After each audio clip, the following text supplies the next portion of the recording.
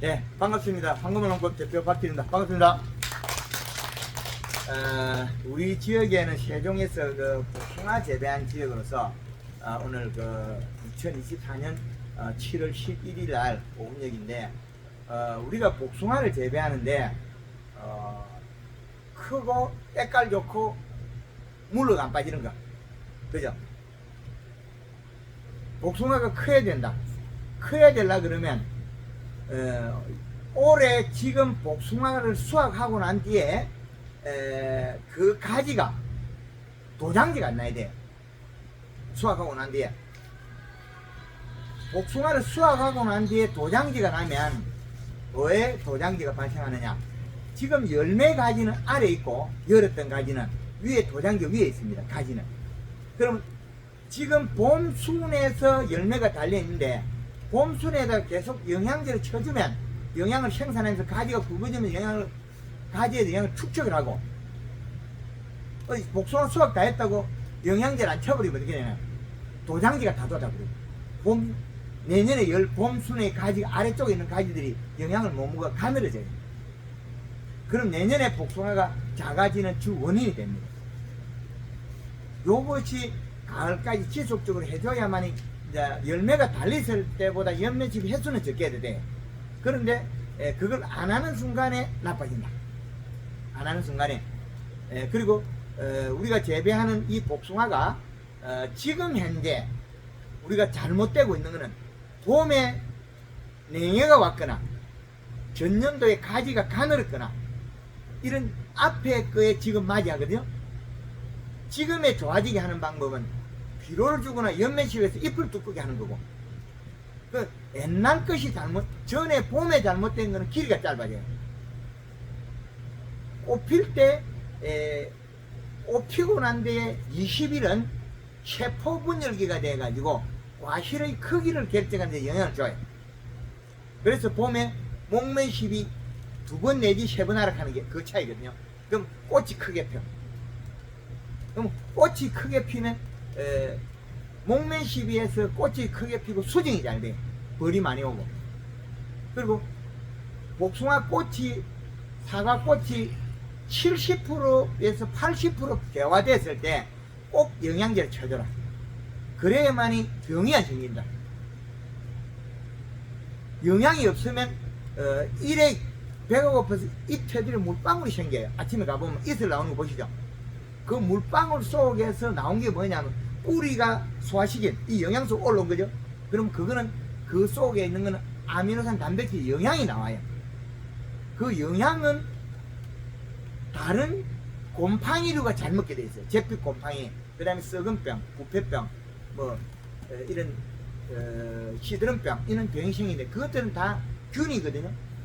근데 이런 균들은 먼저 우리 식물이 먹은 음식을 토해내야 생기는 병들이라는 거죠. 복숭아 세균성 죽음병, 자두 세균성 살구 이런 거, 매실 이런 거 있지 않습니까? 근데 세균성 구멍병은 약으로서 잘 안 잡아져요. 그거는 자기가 먹었던 걸 토해내서 일어난 일이기 때문에, 그러면 연면시비에서 잎을 두껍게만 만들어놔면 토해내질 않아요. 그리고 우리 사과 화상병, 벼 화상병, 병이라 그러잖아요. 이건 병이 아닙니다. 그거는 자기가 먹었던 걸 토해냈는데, 토해낸 주 원인은 지금 달려있는 잎이, 잎 속에 탄수화물이 없어서 그래요. 탄수화물이 진녹색으로 진해야 되는데 연하게 얇았어. 그럼 얇은 잎들은 낮에는 우리가 기공으로서 수분을 정발시키기 때문에 이파리 물방울이 안 나와요. 저녁에 기공을 딱 닫아버리면, 기공을 열어 있다 닫아버리면 어떻게 돼? 뿌리에서 온 영양소가 잎에서 채워야 되는, 잎에서 못 채워요. 왜? 잎 속에 먹을 수 있는 조건이 안 돼 있다. 잎 속에 설탕이 없다는 거죠. 설탕을 만들어 가지고 있어야만이 이 기공 숨구멍을 딱 닫아도 안에서 먹을 수 있는 거죠. 그럼 이걸 먹을 수 있는 잎들은 두꺼워야 되는데, 미리 낮에 먹었던 게 영양이 많아야 되는데 영양이 없는 게 대다수라는 거예요. 왜? 성장을 할 때는 그 영양이 부족해요. 이파리가 처음 나올 때는 노란 이파리, 노란 이파리 속에서는 탄수화물이 없어요. 그럼 저녁에 온 양수분을 먹을 수 없어. 토해내야 돼. 토해내는 순간에 병을 일으킨다는 거죠.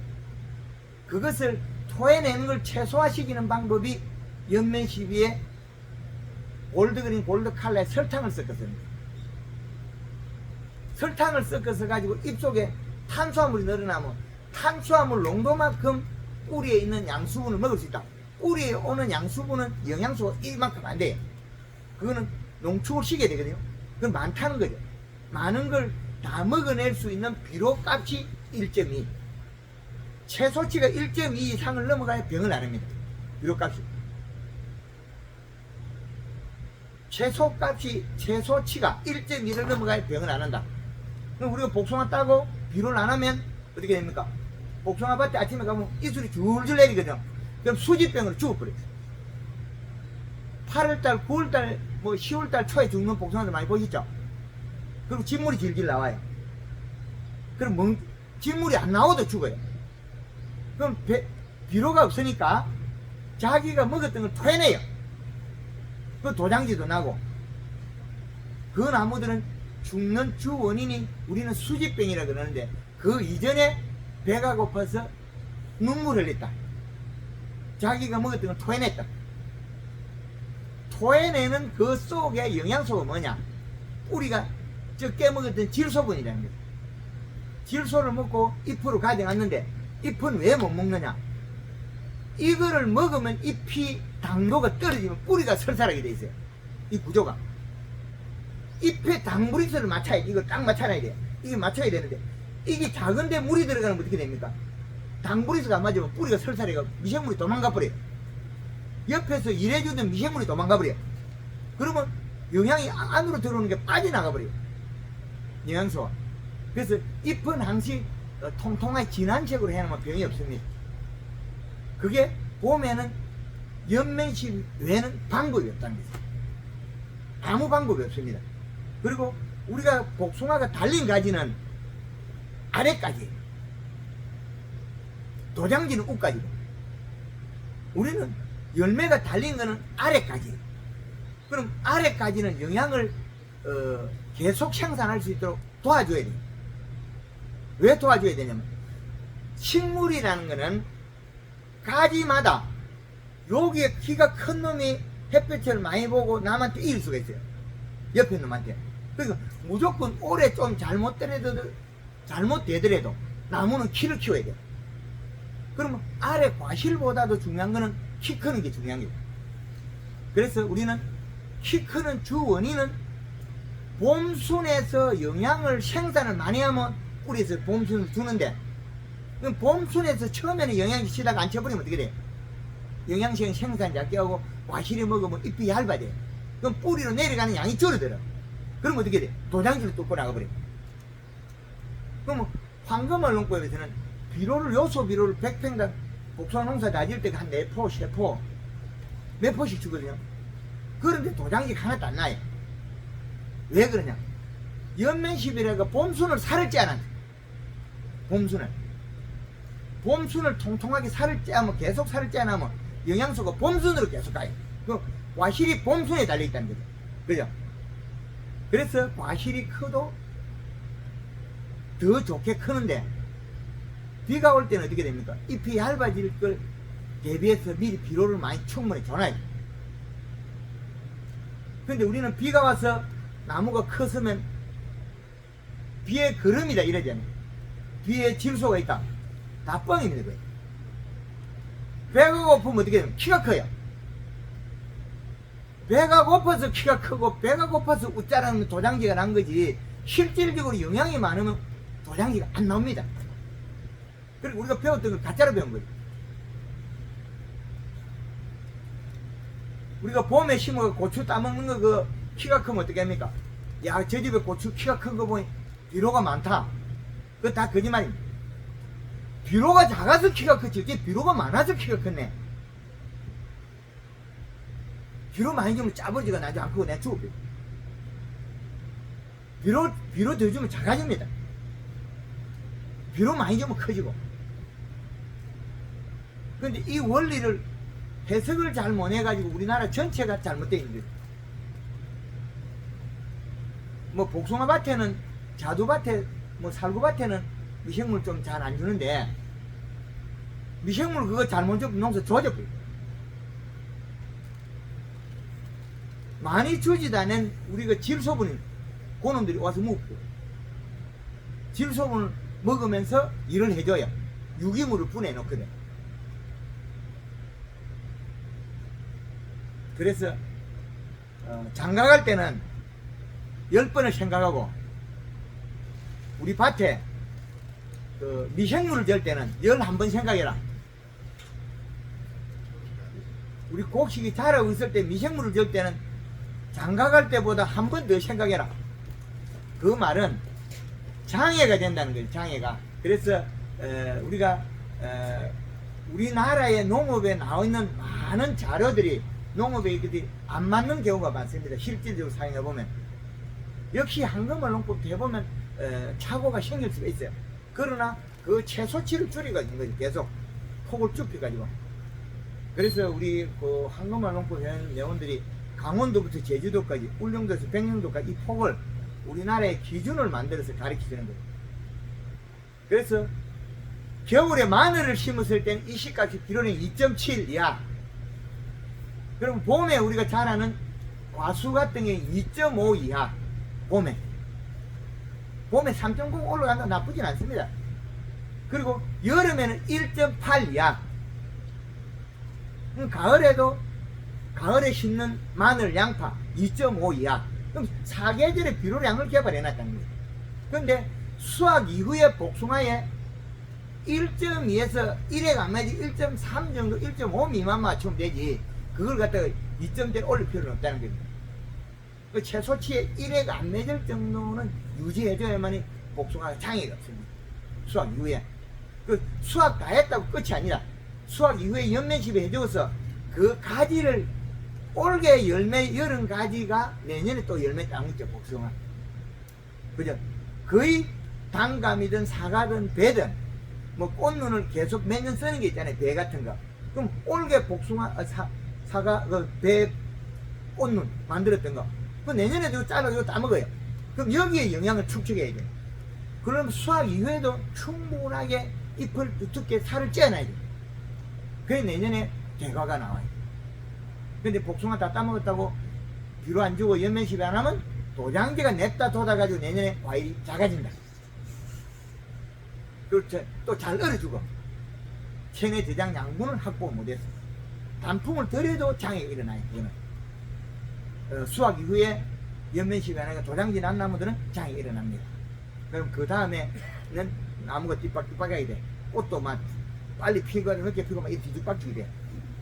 그런데 우리가 복숭아나 유목 때 첫해, 둘째 이때는 열 때 보면 똑같이 꽃이 펴요.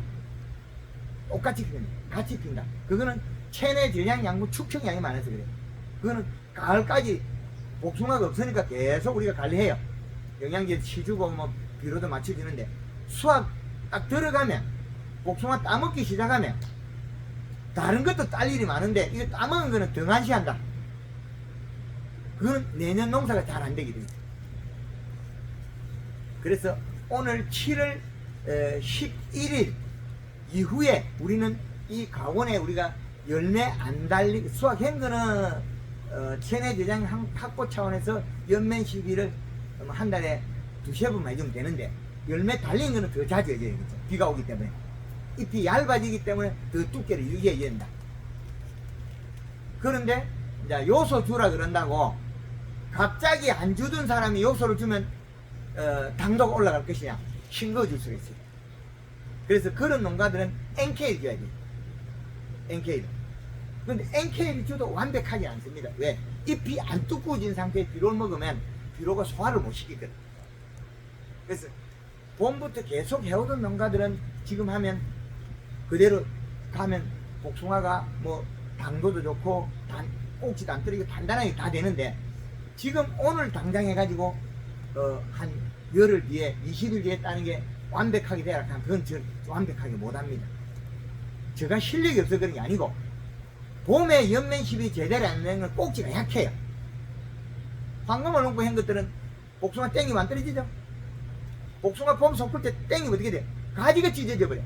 그거는 그 속에 노하우를 그게 집어해놨는데 제가 말을 많이 안 해요.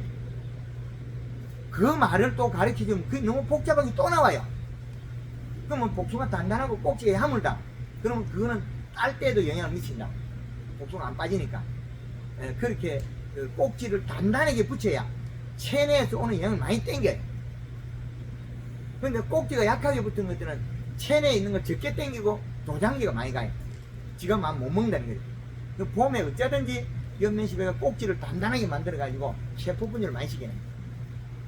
그게 지금의 영향이 미친다. 그래서 봄에 열심히 한 것들은 길이가 길다. 종방향이. 종방향이 긴 종류가 거의 대다수예요. 사과, 배 이런 거 다 그런데 종방향이 아니고 처음에 꽃필 때 잎이 크면 넓이가 커지는 게 딸기, 감. 요 두 종류들은 먼저 꽃필 때 잎이 크고 두꺼우면 넓이 방향으로 커요. 그 다음에 요렇게 크고. 우리가 키우는 복숭아는 꽃필 때 잎이 두껍고 크면 길이 방향 크고 지금은 살 붙인다. 그래서 복숭아 우리가 가져왔을 때 상품 그 찐빵처럼 납작하게 키우는 사람들 있죠. 그분들은 봄에 초기 연면시변 안에서 세포 분열을 작게 한 거를 너무 열매를 적게 달아 키우면 이렇게 됩니다. 납작하게 찐빵처럼 이렇게 되는 거 있죠. 사과, 복숭, 배 이런 거 찐빵처럼 되는 거는 봄에 연면시변에 좀 이렇게 길게 길어져요. 이렇게 되는 거죠. 그리고 그 작물 환경에 따라서 지금 바뀌는데 지금은 우리가 할 수 있는 거는 식물이 배가 고파서는 안 된다. 배가 고파서는 안 된다. 그래서 비료를 충분히 줘야 되는데 그 비료 주는 거는 이제 계절에 따라서 조금 더 할 수도 있고 계절에 맞춰서 하는 방법이 있고 그렇지 않으면 토양 분석표 기술센터에 우리가 퇴비 비료 주는 자리에 흙을 떠가지고 가서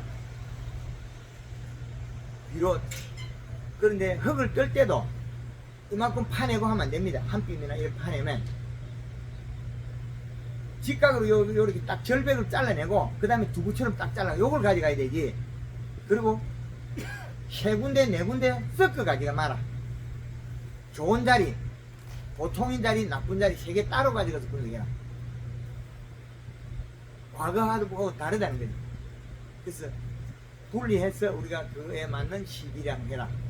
그래서 우리 가수들이 보면 퇴비가 보약이다.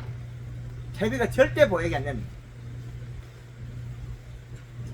봄에 일찍 퇴비 많이 준 가수는 치고 대과가 안 나옵니다. 나무도 쪼그러져 버려요. 그래서 퇴비를 줄 때는 여러 면적에 10개 주고 될 수 있으면 한 번에 많이 주지 마라. 그리고 인산가리가 칼슘, 마그네슘 중에서 인산가리가 많으면 퇴비 그것도 필요 없다. 유기물을 함량만 필요한 거지 함부로 주면 안 된다는 거죠. 그래서 우리가 그 가수원에 이렇게 시험을 해보면 가을에 겨울에 유박을 뿌려 가지고 뒀다가 봄에 그 자리에 우리가 올 코팅 비료 완효성 비료는 요소만 코팅이 된 거고 올 코팅은 인산가리 다 코팅이 된 거예요. 사정법에 다 코팅된 겁니다. 논에 쓰는 거. 그거를 밑비료를 주고 거기다 요소를 같이 주고 로타리를 치놓으면 땅의 물리성이 좋아가 비료 흡착이 잘 됩니다. 오래가고. 그래서 봄에 앞으로는 될 수만 있다면 꼭 달리기나 트랙터로 밑에 밭을 좀 밭갈이 좀 해줘라. 할 때는 꼭 비료를 먼저 뿌려가지고 그 퇴비도 얇게 뿌려가지고 로타리 쳐줘라. 그 시기에 유박을 뿌리는 건 안 좋다. 될 수 있으면 유박은 가을에 뿌려라. 그래가지고 유박이 겨울이나 봄 사이에 곰팡이 다 피고 난 다음에 질소를 안 먹는 상태로 만들었으면 더 좋다. 그 유박도 너무 많이 뿌리지 말고 그 뿌리는 목적은 밭갈이를 하고 유기물이 들어가 있으면 비료를 뿌리면 비료빨래 잘 받아요. 비료빨래. 지금 우리가 재배하는 프로그램들이 과거에는 우리가 퇴비 다 파고였는데 지금에 와서 퇴비 안 파고 그냥 뿌리다 보니까 토양에 따라서는 유실이 너무 많다는 거죠. 비료를 아무리 뿌려도 나무가 안 먹었다 그래요. 그런 부분을 좀 생각해 주십사. 그리고 나무가 커가면 자기 본질이 내 몸통 가까이는, 원 몸통 가까이는 잔뿌리가 잘 안 나와요. 왜 그러냐? 여기는 내가 그늘을 찌워 가지고 다른 놈이 없을 거니까 내가 언제든지 먹을 수 있다. 그래서 나무들이 자라면 뿌리가 자꾸 뻗어나갑니다. 잔뿌리도 끝에 많이 생겨요. 그 원인이 자기가 내 몸통 옆에 있는 거는 영양소를 아끼가 먹어도 되고 내 거고 먹을 수 있고, 어쩌든지 남의 걸 뺏어 먹어야 되기 때문에 뿌리가 멀리 뻗어나가요. 그래서 성목이 되면 넓은 면적의 전체 살포 비료 해주는 게 제일 좋다. 그리고 비료는 자주 줘서 잎이 통통하게 살을 짜라. 그래야만이 다 수확을 할 수 있고 과일나무가 더위를 안 타고, 그리고 가뭄 피해가 안 생겨요. 가뭄이 있다고 우리 물을 주면 나무가 물을 먹을 것 같아요? 안 먹어요. 절대. 물을 주는 순간에 도리어 병을 더 많이 해요. 먹은 건 다 토해내버리거든요. 가물 때 물을 줄 때는 우리 잎이 완벽하게 안 두꺼우면 일액이 나올 것 같다. 색이 진녹기가 아니다. 살이 안 떴다. 잎이 엠보싱이 없다. 이럴 경우에 꼭 요소를 같이 줘서 물을 줘라. 그래 잎을 살을 찌우라. 그게 제일 좋은 방법입니다. 그리고 가을에 우리가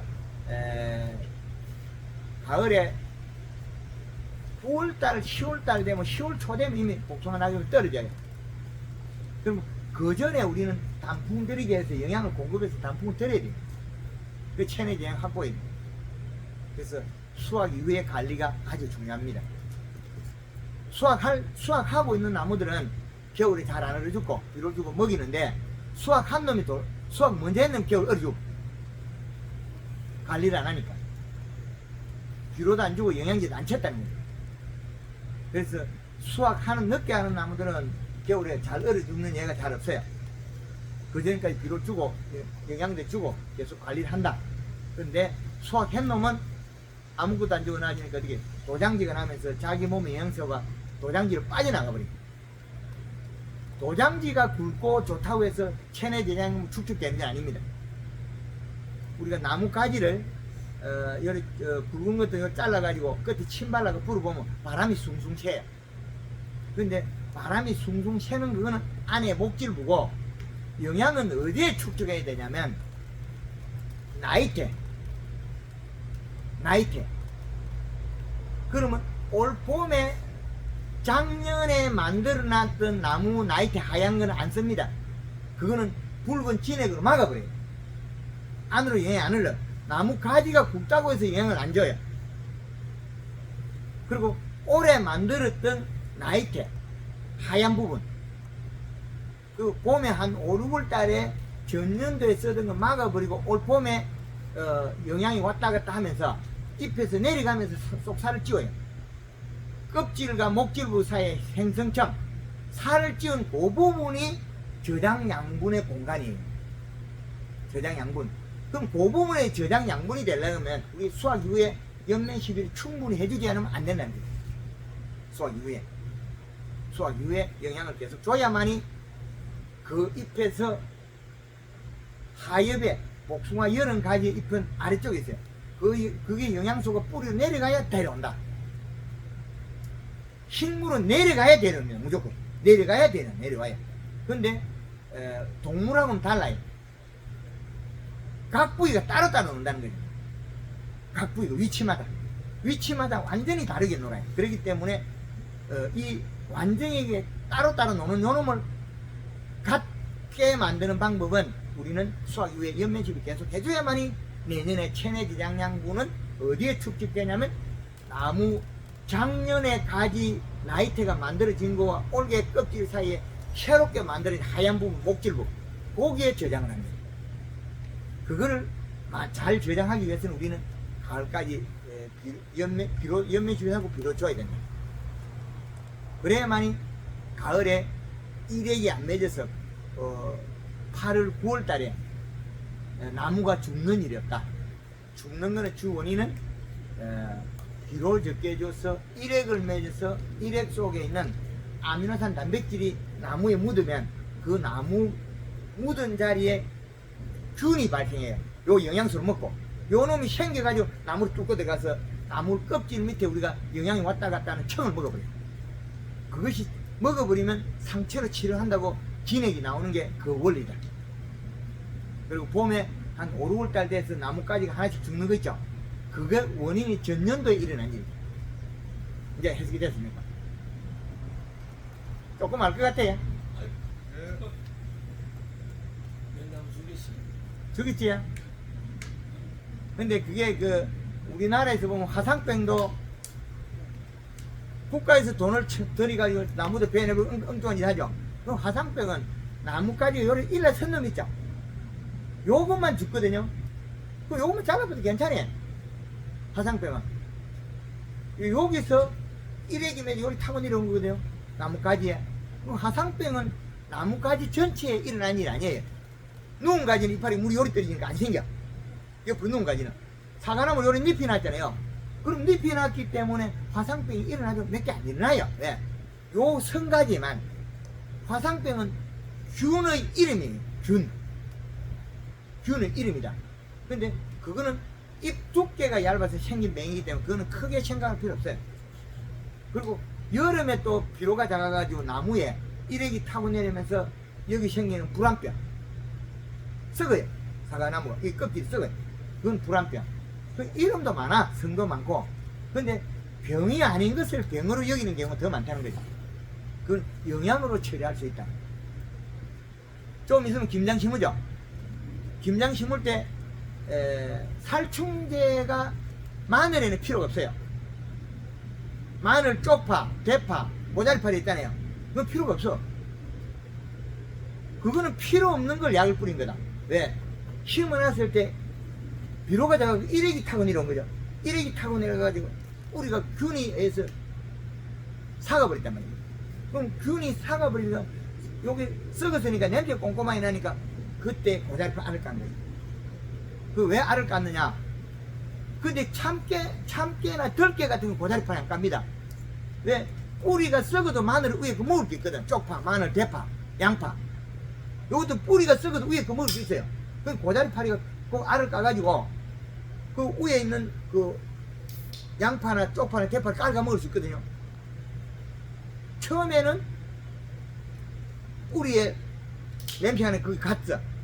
그런데 거기서 알을 까가지고 알이 그걸 먹고 그 다음에 쪽파나 대파나 마늘을 깔아 먹어. 고자리파리는. 그 기로가 작았을 때 일어난 일이 엄청나게 많아요. 그게 최소치 이식값이 1.2 이상이 되어 있는. 그런데 이 병이 제일 많은 거는 0.6에서 0.8이 이시에요. 그런데 0.3 이하는 병이 잘 안 생겨요. 이식값이 워낙 없으면 일액 속에 아미노산 단백질이 없더라는 거예요. 그 0.3 이하 되면 우리가 과실농사진데 너무 작아서 못 써요. 품질이 나빠서. 그래서 비료를 어중간하게 준다고 제주 부리다가는 병이 왕창 온다. 탄저병하고 부패병하고 두 가지 있거든요. 탄저병은 요래 폭 들어가죠. 부패병은 이래 썩어버려. 막 희끗하게 썩어버리는 거 있죠. 썩어버리는 그건 부패병. 그래서 병들이 아닌 것이 많다. 그래서 우리가 사과, 사과의 화상병, 그 다음에 우리 매실, 자두, 복숭아의 세균성 구멍병, 이것들은 약으로 잡을 게 아니고 약으로는 안 잡혀요. 약치고 나면 씻어낸 거지 잡힌 게 아니고.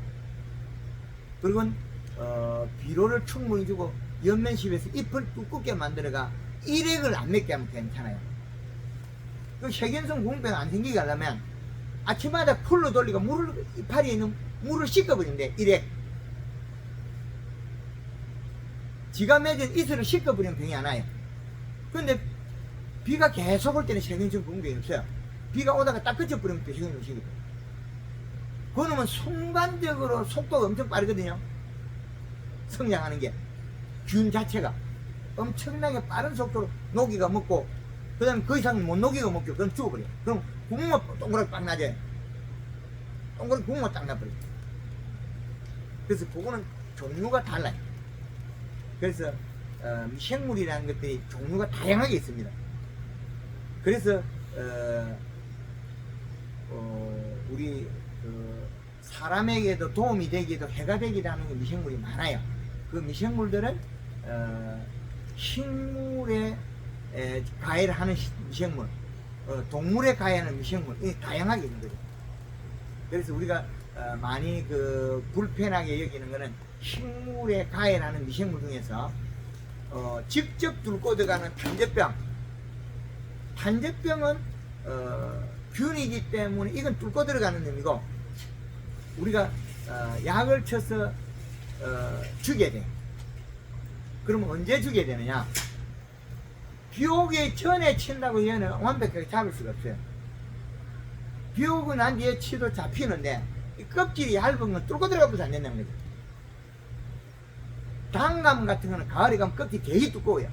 그러면 이게 아침에 비 오고 난 뒤에 가보면 요 놈들이 새카맣게 앉아있어요. 못 뚫고 들어간 놈들이. 조금 뚫고 들어가도 껍질이 워낙 두꺼워서 못 뚫고 들어가고 있어. 그거는 하루, 이틀, 3일 안에 약치면 다 죽어요. 단감에는. 근데 복숭아나 껍질이 너무 얇아요. 복숭아 그래도 천도 복숭아는 껍질이 조금 두껍고, 근데 털복숭아는 더 얇아요. 바로 뚫고 들어가 버리는데, 천도 복숭아는 껍질은 약간 두꺼우나 요게 표면에 분이나 털이 없기 때문에 바로 뚫고 들어가요. 앉아가. 그리고 복숭아는, 털복숭아는 털 위에 이제 물이 안 묻으면 못 뚫고 들어가요. 물이 없으니까, 매체가 없으니까. 그래서 이제 봉지 싸면 탄저병들 못 뚫고 들어가는 게 들어갈 자리가 없어요. 첫째는 물이 묻어 있어야 되고, 온도, 습도가 맞아야 되거든요. 온도, 습도, 병원체, 이 세 가지거든요. 그러면 봉지를 싸버리면 탄저병은 못 들어가요. 탄저병은. 그럼 막아놓으면 균이 날라 들어갈 자리가 없다는 거예요. 그건 안개처럼 내려오거든요. 그럼 여기서 탄저병이 다 안 생겨. 여기 타고 내려오게 들어가지. 탄저병은 위에 소복소복 앉아. 그래서 탄저병이 많이 온 농가들은 비 끝이자마자 바로 약을 쳐야 돼요. 비가 오고 있는 상태는 균이 온도, 습도 맞을 때 비산해요. 나오긴 해요. 나오는데 그놈이 뚫고 들어가는 깊이는 알 수는 없거든요. 그래서 잡는 방법은 비 오고 난 뒤에 얼마나 빠른 시간에 약을 치냐 안 치냐 그 차이밖에 없습니다. 그때 몇 시간 앞에 치는 거하고 늦게 치는 거 차이는 못 잡는 거는. 그래서 균들이 바로 들어가는 건들은 약을 방제해야 된다. 그리고 비료값이 맞아서 안 생기는 병은 비료값으로 방제하면 되고, 그런 차이가 있다. 그래서 이제 바닥에다가 기름 소독이나 유막 코팅을 하면 위에 병원 밀도가 좀 떨어집니다. 밑에서 올라오는 양을 줄일 수 있으니까. 옆에서 날라옵니다. 병은 비산해갖고 습도에서 이동하거든요. 기류에 따라서. 그런데 내밭에서 올라오는 것도 있어요. 팡 터지가. 그런 것들은 우리가 바닥에다가 유막 코팅을 하면 밀도가 떨어집니다. 그리고 깨미가 없어져.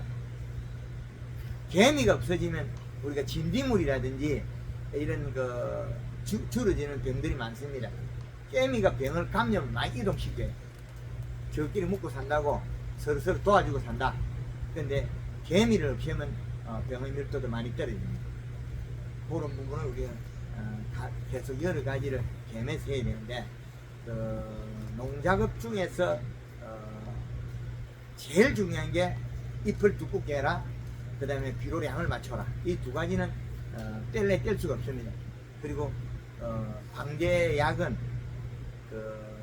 건조할 때 생기는 병이 있고 비가 많이 올 때 생기는 게 있는데, 피해를 많이 주는 거는 비가 올 때 생기는 병들이 피해를 많이 줘요. 비가 올 때 생기는 병. 건조할 때 생긴 병들은 피해 정도가 조금 낮아요. 그래서 건조할 때 생기는 병들은 비료가 작아서 생기는 병이 많고, 비가 올 때 생기는 병들은 식물 자체를 완전히 전체를 죽일 수 있는 병들이 생겨요. 그래서 방제는 비가 오기 전에 하는 거는 좋긴 하나 균을 완벽하게 잡을 수 없다. 밀도를 낮춘 거다. 근데 숨어있는 균은 탄저병은 여기서 있은 게 아니고 여기서 온 거예요. 여기서 밑에서 온 거지 탄저병이 여기서 온 거 아니에요. 다른 데서 외부에서 온 거지. 우리는 약을 어디 치고 있냐? 나무에 치고 있잖아요. 뭐 비 오기 전에 봉밭에 약 칠 때는 바닥을 치고 있어요. 바깥으로. 올라면 이쪽인데 여기에도 예방이 돼야 되는데 여기는 예방을 안 하고 여기다 이 팔이 위에다 예방을 하고 있어요. 이 반대예요, 동작이. 복숭아에다 예방을 아무리 해봐라 탄저병은 밑에서 뛰어오르는 거예요. 오는 곳을 못 막아요. 오는 곳을 못 막았다는 거예요. 뭐 고라니 와서 우리 고추 이파리 뜯어먹는데 고추 이파리에다가 고추 옆에다가 아무리 어지간하게 해갖고 다 뜯어먹어요. 먹다가 뱉었으면 뱉었지 뜯어먹어요. 근데 울타리를 바깥에 치야 되죠.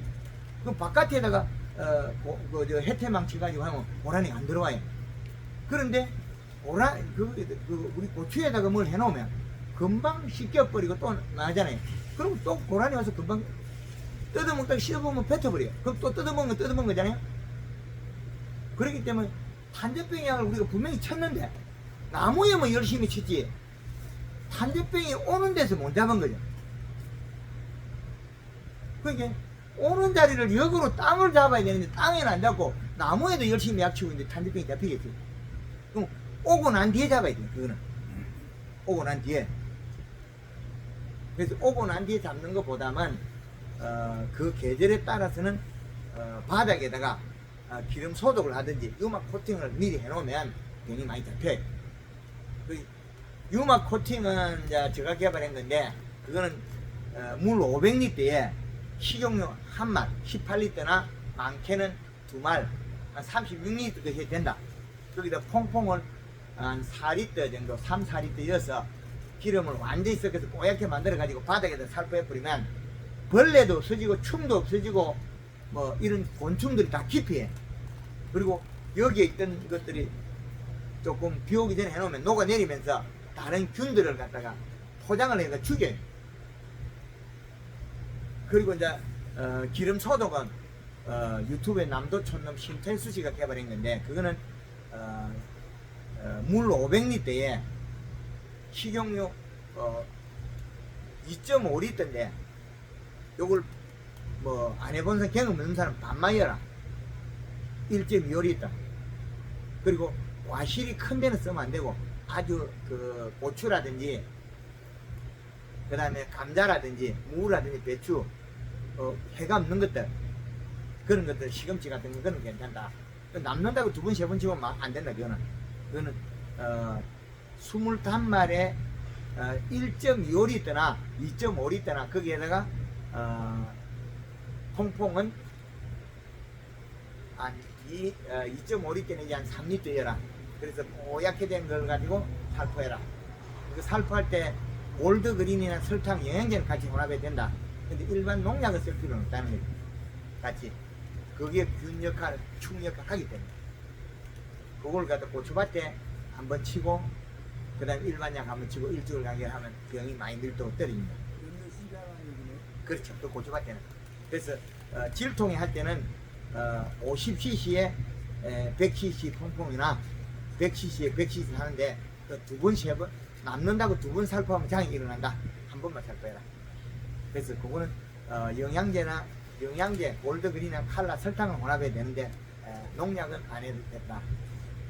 그러면 고추의 병의 밀도가 떨어지는데 와실 같은 경우에는 기름 성분이 말라가 농축이 되면 유제폐가 일어난다. 와실에는. 근데 고추라든지 무, 배추, 호박, 애호박 이런 데는 괜찮은데 과실에는 농축이 되면 안 되기 때문에 유제폐가 일어난다. 옛날에 우리 엘산이나 피레스 데시스 많이 썼잖아요. 그거 쓰면 농축이 되면 그 유제폐 일어나잖아요. 그런 부분을 생각하면 됩니다. 그래서 기름 소독은 할 때 작물 선택을 해야 되고 남는다고 중복 살포해서는 안 된다.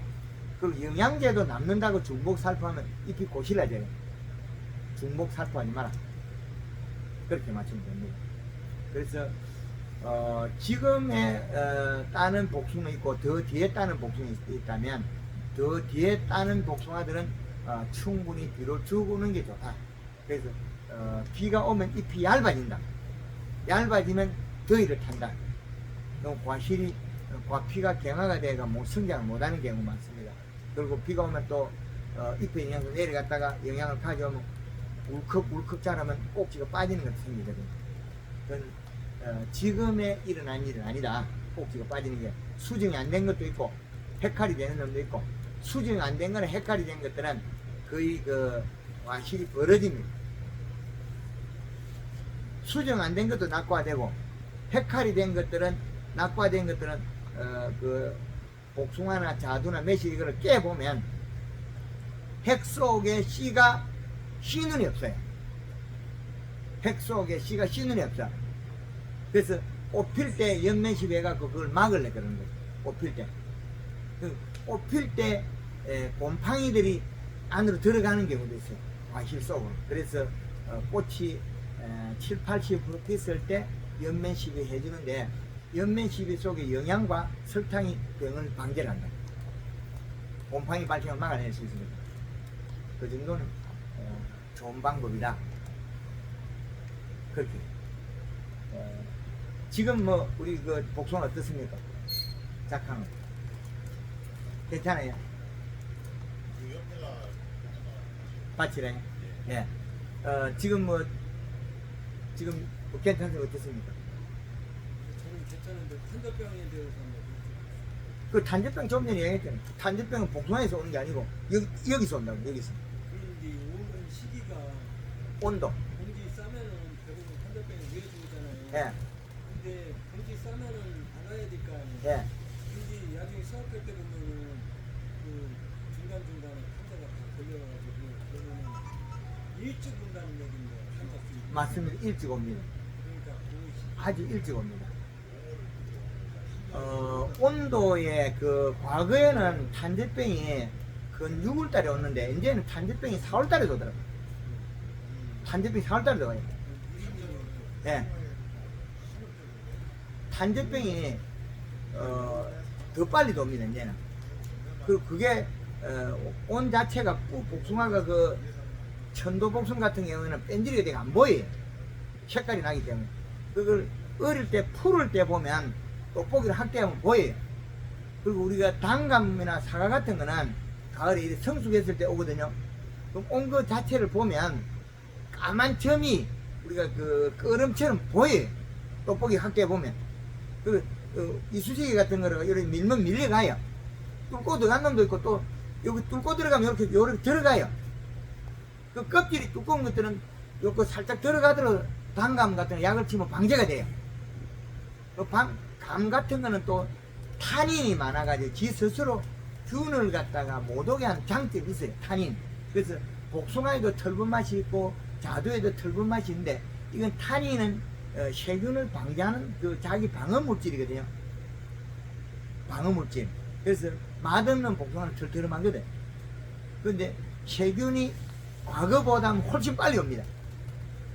지구 온난화로 인해서 우리나라의 병 예차를 보고 역순을 해보면 4월 달에 탄저병이 오가지고 단감도 실패하는 경우 있고, 그럼 5월 초에는 무조건 와요. 탄저병이. 5월 초에는. 5월 초에 비 올 때는 온도하고 습도하고 맞으면 분명히 오더라고. 옛날하고는 오는 시기가 약 한 20일에서 한 달이 땡겨졌어요. 그걸 맞춰가지고 예방을 해야 될 겁니다. 봉지 싸고 나면 그 자리는 안 와요, 맹습니다. 그 봉지 싸고 나면 또 안 와요 정상인데, 그 왔다는 거는 탄저병이 그 전에 들어갑니다. 그 봉지 싼 복숭아들이 보면 익을 때 보면 꼭지가 물로 빠지는 게 있어요. 꼭지가 물로 빠지는 거는 비료가 작아서 그래요. 비료가 작으면 일액을 뱉을 때 일액이 복숭아 봉지 딱 싼 자리 요 구멍을 물이 들어가는 경우가 있어요. 그래서 우리 한금원홍구 회원들 정상적으로 충분하게 비료를 잘 주고 봉지 싸는 것들은 방제된 것들은 일액이 안 맺기 때문에 그게 꼭지 마름이 없어요. 포도도 꼭지가 이래 싸면 말라버린 경우가 있거든요. 그것들은 비료를 갖다가 적게 해줘서 일액 때문에 그렇다. 그렇게 보시면 되겠습니다. 예, 또 다른, 예. 1년에 몇 번 정도 주시면 될까요? 기름하고 통풍하고 뭐, 탄저 예방하려면 바닥에, 몇 번 정도 주시면 될까요? 환자 예방. 예, 탄저 예방으로 바닥에 쓰려면, 몇번 정도? 예, 그게 이제 제일 처음에 네. 목매 시비 때, 순이 나기 전에, 그때 한 번 정도, 나무에다 바로 살포하는 거죠. 그리고 바닥에는 이제, 그때는 이제 목매 시비에는 5리터가 있어도 돼요. 물 500에 식용유 5리터. 5리터, 10리터가 있어도 해가 없어요. 5리터에 5 내지 10리터가 있어도 돼요. 거기에다가 퐁퐁 물 500에 5 내지 10리터 기름, 거기에다가 퐁퐁 3 내지 4리터 뽀얗게 만들어서 거기다가 골드 그린에 설탕을 넣어서 살포하면 된다. 그래 하지만 목매시 기름 유막 기름 소독이 된다. 그러면 병이 예방이 되는데, 그 다음에 이제 바닥에는 한 3월 20일에 풀이 좀 나 있죠. 그때 바닥에다가 우리가 기름이나 우리가 뭐 제초를 한다면 제초제하고 이어서 물 500에 식용 한 마리 넣어도 되고 두 마리 넣어도 괜찮아요.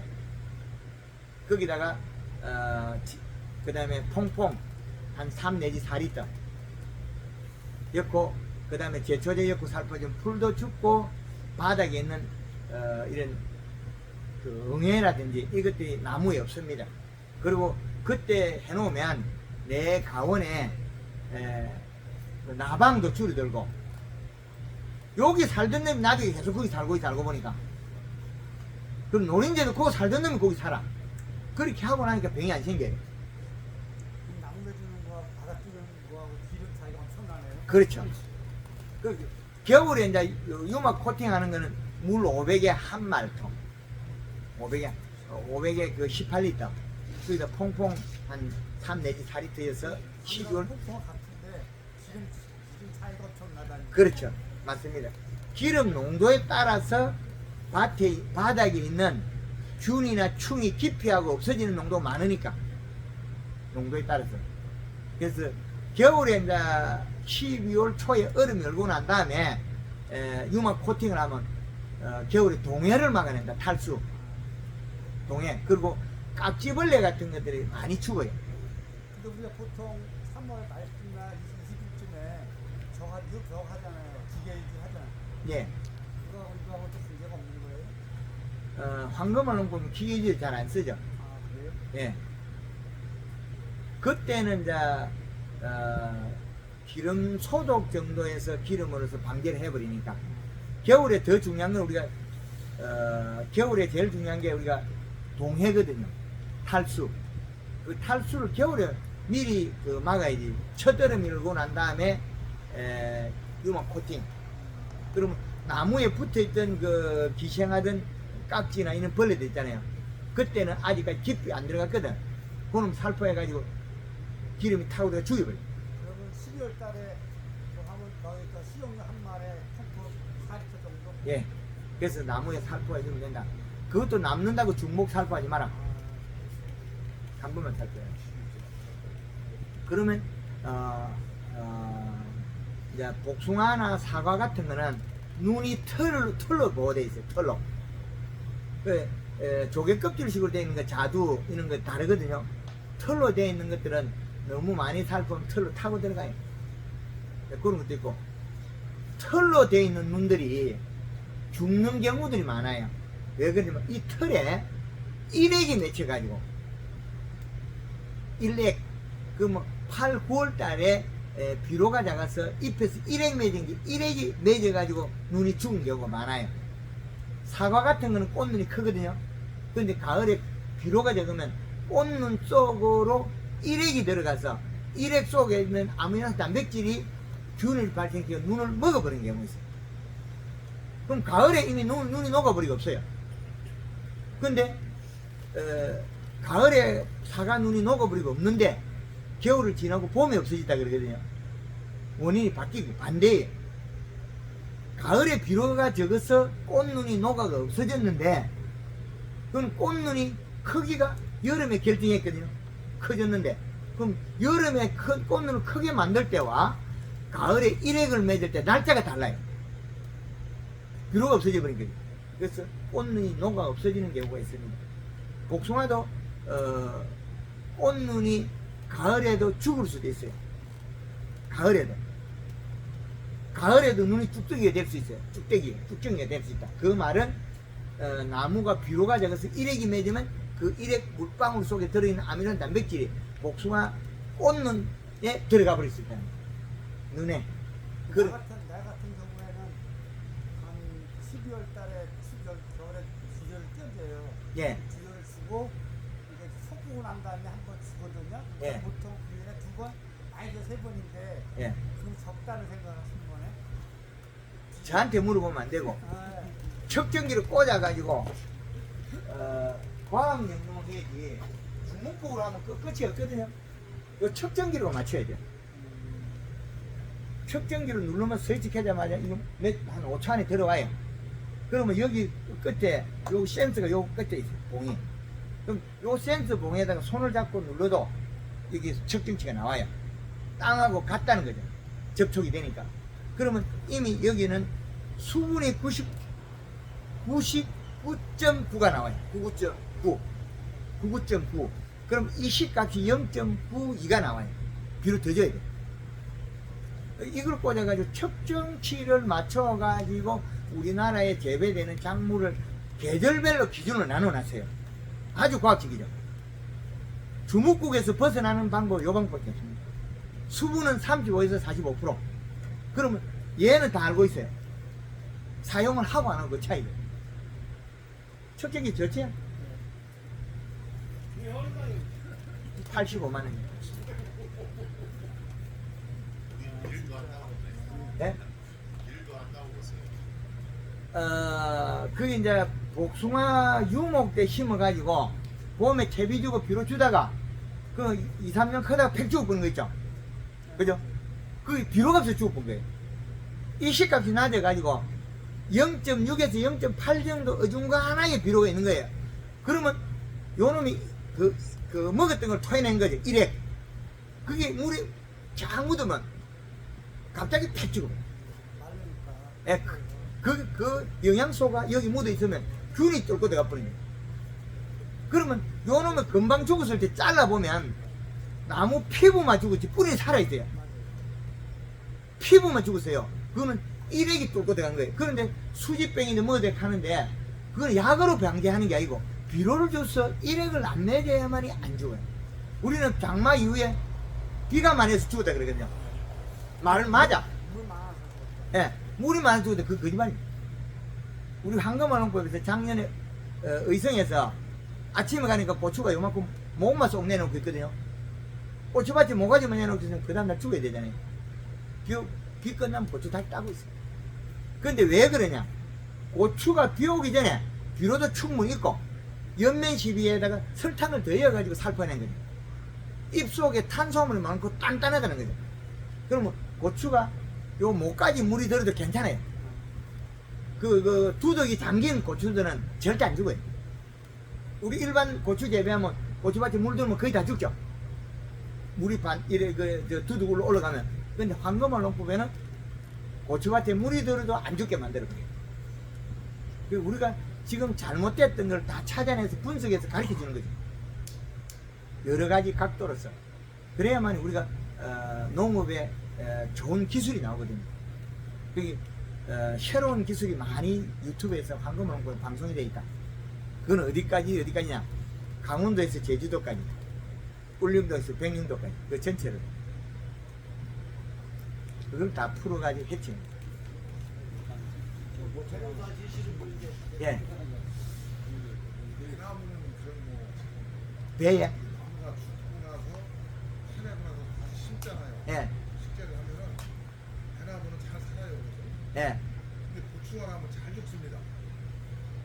그 캐내고 난 자리에 독성이 있어요. 뭐 수술 같다는 별짓을 가면 잘 죽어요. 저 독성이 있습니다. 그 원인이 그 독성에 독성도 일부가 있고, 거기에다가 합당한 우리는 비료가 있을 것이라고 비료를 안 주는 거지. 봄에 살아있거든요. 봄에는 살아있어. 언제 죽느냐? 방금 제가 이야기한 7월달까지 살아있어. 8, 9월달에 죽어요. 아니, 비료는 충분히 주죠. 왜냐하면 그 과일을 수확할 때 그거는 이번에 좀 가을 전에 네. 여름에 수확하는 과일은 수확 3분기쯤에 비료를 한 20% 주거든요. 네. 전체 물량이. 주는데도 복숭아를 주고. 그거는 비료를 아주 조금 돼서 죽었다. 아이 조금 주는 게 아니라 마차로 실어다 줘도 죽는다니까요. 비료를 갖다가 얼마를 줘야 줬다 그러냐면 지금 복나무 가서 요소를 갖다가 한 나무당 2kg 주라 그러는데 요소 2kg 줘본 적 있습니까? 한 번에 100평에 요소 한 포씩 계속 줘본 적이 없죠? 지금 우리 그 회원들이 많이 준 사람 100평의 요소를 지금 100평의 요소를 복숭아에 내퍼줬거든요. 그렇죠. 지금 사과 같은 경우는 노랗게 그렇죠. 노랗네. 예, 사과 같은 거는 재배 면적이 요 정도밖에 안 돼요. 한 1m도 안 돼요. 만 평에 사과를 심어놨는데 전체 면적은 만 평인데 사과에 비료 주는 면적은 1m가 안 돼요. 1m. 여기에다가 비료를 작년에 800% 줬어요. 1년 기준 그렇죠. 그럼 올해는 몇 포 줬느냐? 한 번에 70포씩 6포 줬거든요. 6번 그러면 420% 줬어요. 요 면적에다가. 그럼 요 면적이라는 거는 만 평의 요 면적은 얼마가 되냐? 약 2000평밖에 안 돼요. 2000평에다가 저거 비료를 갖다가 그럼 1000평에 비료를 200포씩 갖다 10평에 몇 포냐? 20포씩 갖다 버려 지금. 10평 면적의 비료를 갖다 20포씩 갖다 줬는데 그것도 측정을 하면서 주는 거예요. 우리나라 한국만원구에는. 근데 비료 결합이 안 되더라. 비료 결합이. 그래서 결합하는 방법을 또 찾아서 아까 좀 전에 이야기한 것도 기억이 없죠. 유박을 가을에 뿌려서 유기물 퇴비를 뿌려서 얇게 뿌려가지고 봄에 그 자리에다가 비료를 뿌리고 로타리 쳐라. 올 코팅들이 하고. 완효성은 인산가리가 코팅이 안 되고 요소만 코팅된 거고 올 코팅 비료는 인산가리, 마그네슘 여기 다 코팅된 거예요. 요소, 질소, 인산, 가리, 마그네슘 요 4개가 코팅된 비료가 올 코팅. 나랑론에서는 그걸 쓰면 오래 간다. 그래서 로타리 칠 때 보면 쳐버려. 그러면 항시 이파리가 감실해야 된다. 봄에 그 뿌리 그 노타리 치면 그 뿌리가 많이 상하지 않아요? 고기 왔답니다. 고기 대박이다. 그거 좀 잘리 뿌면 색이 나와가지고 힘이 더 강해진다. 이게 부분 죽고 새뿌리 나온다는 얘기. 그렇죠. 좀 잘라도 괜찮다. 근데 복숭아가 보면 겨울에 뿌리 이렇게 긴 거 펴보면 이 마디가 뿌옇게 돼 있거든. 그 뿌리 눈이다. 또 나온다 이거. 뿌리 눈이다. 뿌리 눈이 그 위에 이렇게 뚫고 나온다는 거예요. 맞아. 예, 그래서 낙엽이 지면 잔뿌리는 굶어 죽어요. 단풍이 들면 굶어 죽어요.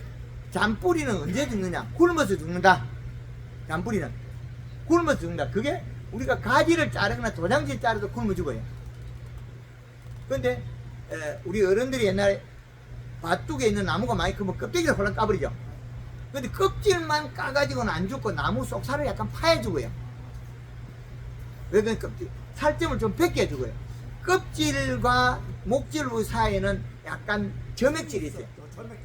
예, 그거는 행성청이 돼가지고 눈도 만들고 그게 채순이 만들어지기도 하고 살점이 되기도 하고 껍질도 만들어지고 목질이 되기도 하고 이게 네 가지 기능을 가지고 있어요. 그게 네 가지 기능. 4가지 기능을 가지고 있기 때문에 껍질을 벗기가 나무 안 죽어요.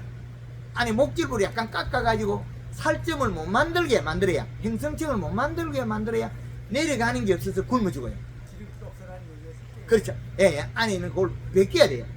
나무 껍데기만 살 까놓고 살점이 금방 만들어야 껍질 새로 만들어버려요. 그래서 식물들을 이렇게 연구를 해가 내려가 보면 오묘하게 DNA가 정말 잘 만들어져 있어요. 살균 일하는 거지. 예, 아주 DNA가 잘 돼 있어요. 그래서 그걸 갖다 우리는 잘 펠레아드로 써야 되는데 우리가 아직까지도 거기까지가 완전 분해를 못해서 그렇다. 분해를. 그래서 한 가지 한 가지 풀어서 해쳐야 된다. 그래서 그게 제일 그 황금알롱포에서 잘 만들어 조직해놓은 게 계절별로 비료량을 만들어 놨다. 겨울에 제일 중심은 1월 15일 전후 한 달, 12월 15일부터 2월 15일까지 겨울, 2월 15일부터 3월 15일까지 계절의 변홍기, 4월 15일은 봄의 중심, 3월 15일부터 5월 15일까지 봄. 요때는 비료값이 이 시가 2.5를 맞춰라. 비료량을. 그 다음에 5월 15일부터 6월 15일까지는 계절의 변홍기. 계절의 변홍기는 봄이 됐다가 여름이 됐다가 하는 소리예요. 그럼 6월 15일은, 7월 15일은 여름의 중심. 7월 15일에서 6월 15일에서 8월 15일까지는 여름. 요 계절에는 이 시값은 1.8 이하를 맞춰라. 그래서 8월 15일부터 9월 15일까지는 계절의 변홍기. 그럼 9월 15일부터 11월 15일까지는 가을. 그래서 그때는 계절의 시값은 2.5를 맞춰라. 하우스에는 2.1을 맞추고. 이 계절을 만들어 난 거죠. 거기서 우리가 지역마다 조금 나누어서 써라. 기준값을 만들어 난 거죠. 근데 이제 우리가 생각할 때요. 예, 그냥 치가 보통 줄 때 요소를 주라고 하잖아요. 예. 근데 우리 딸 때는 NK를 주거든요. 저 같은 경우는. 그러면 농사를 조질 때가 있고 좋을 때가 있어요. 조질 때는 뭐냐면 여름에 주면 조지 버리고, 그치. 그 여름에는 NK 주면 조져 버리고, 그 온도가 떨어질 때는 NK 주면 덕이 되고. 예를 들어서 한 5월 말쯤 준것 같아요. 내가 한 경우를 보면 5월달에 그건 망하는 농사지. 이제 공기가 되는 시점에 NK를 줬으니까 질소분은 NK가 18-를 주는 순간에 18-NK는 암모니아 가스가 나가면 18 자체가 12.6으로 바뀌어버려요. 그 18을 가리죠. 질소는 작아지고 가리 늘어난 거예요. 이제 공기 되면 질소 다 먹고 나면 더위를 탄다. 그 복숭아가 더위를 타서 안 큰다. 작은 복숭아를 만드는 방법을 사용하고 있는 거죠. 그 봄에 일찍 비료 줄 때 그때 뭐 20일 복합 비료 주는 그런 해야 되는데, 토양 분석 결과에 인산가리, 칼슘, 마그네슘 많으면 그것도 주지 마라. 올게 요소 주고 내년에 요소 주고 후내년에 요소 주고 한 4, 5년 요소만 주다가 보면 인산가리가 떨어지면 줘라. 요소만 주면 왔다가 제일 좋다. 근데 그걸 갖다가 우리나라에 토양 분석하면 인산가리가 많은데 또 주라고 했어요. 이거 무식한 것들이 더 우리를 조지고 있어요. 그럼 우리가 똑똑해야 돼요. 머섬이 잘못하면 주인이 똑똑하면 되죠. 잘 하셔야 됩니다. 우리는 이 나라의 주인이에요. 농가의 농업의 주인이에요. 농업의 농가는 농민이 주인이고, 그 외에 농림부 장관부터는 우리의 머섬이에요. 우리를 도와주는 머섬이다. 근데 그 머섬들이 우리를 잘못 가르치면 우리가 그걸 따라 안 해야 돼. 그 머섬을 꾸짖을 수 있으면 꾸짖어서 교육을 더 시키면 되고, 그걸 안 될 때는 따라 안 하면 된다. 이제 이해되죠? 그 지금 잘못되는 방법을 했다. 왜? 과거에 1960년대 잠깐 그때는 맞았어요. 그때는 인산가리가 안 많아졌으니까. 근데 지금은 안 맞다. 그- 제가 터득한 거 실습한 거 보면 한걸 보면 같은 게 복숭아라고 보고 예. 첫부터 시기를 줬던 얘기예요. 예. 근데 지금 따는 거는 복숭아가 알이 커. 3배 이상 나와.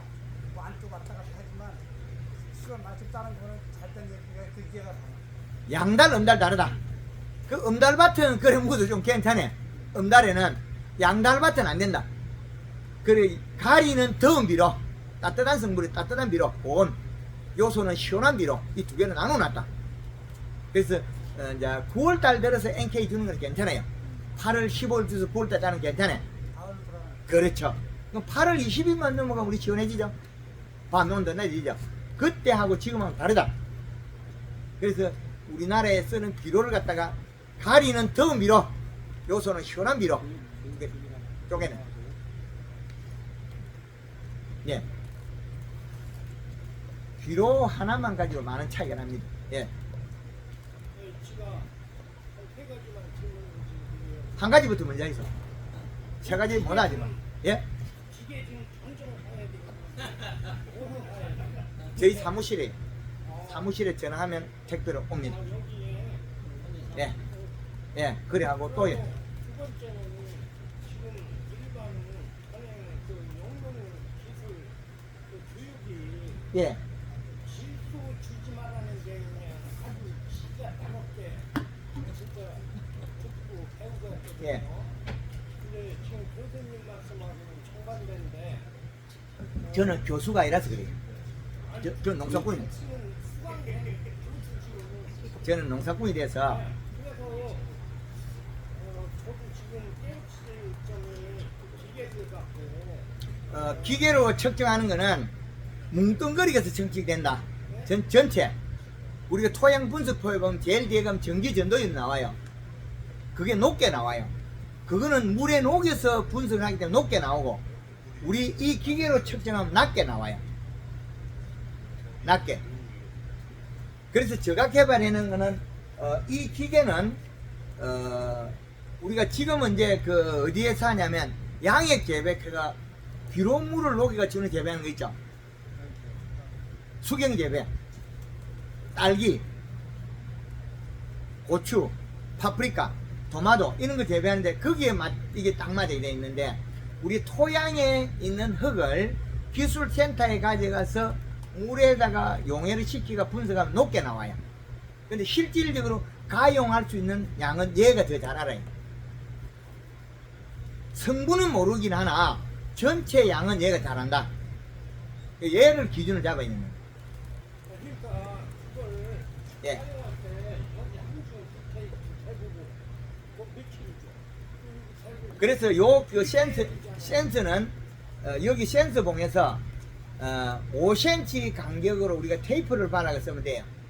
그 여기서 5cm, 그 다음에 15cm 되면 또 테이프를 발라. 그 다음에 25cm 테이프를 발라. 그 사이에는 대충 잎 깊이가 맞다 생각하고 측정을 하면 돼요. 우리가 비료를 금방 줬을 때는 5cm 깊이의 비료가 있어요. 근데 비료를 주고 비가 왔을 때 이게 어디 간지 모르잖아요. 그럼 5cm, 10cm, 15cm, 25cm를 찔러 봐야 돼. 그럼 이 비료가 어디에 존재하고 있느냐.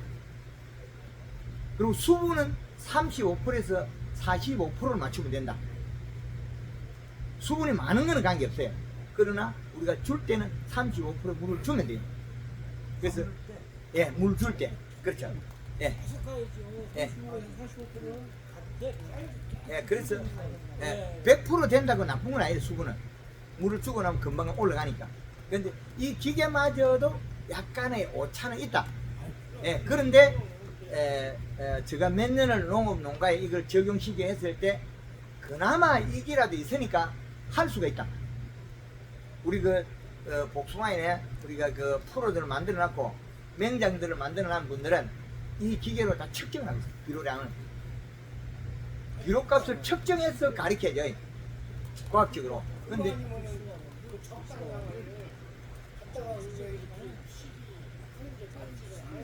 그렇죠.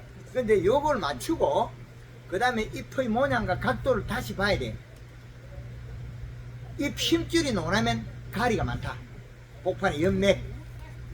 그리고 이시가 높은데 오므려진 것들은 비료는 많은데 인상가리가 많아서 이시가 잡힌다. 그럴 때는 비료를 더 함부로 못 줘요. 밑에가 높기 때문에. 먹는 실질적으로 식물이 먹어야 될 밥은 없고, 비빔밥이라면 식물한테 비빔밥을 해준다. 우리 복숭나무에다 비빔밥을 만들어준다. 근데 복숭나무가 지금 밥은 없고 나물이 잔뜩 들어가 비료가 많다는 이시가.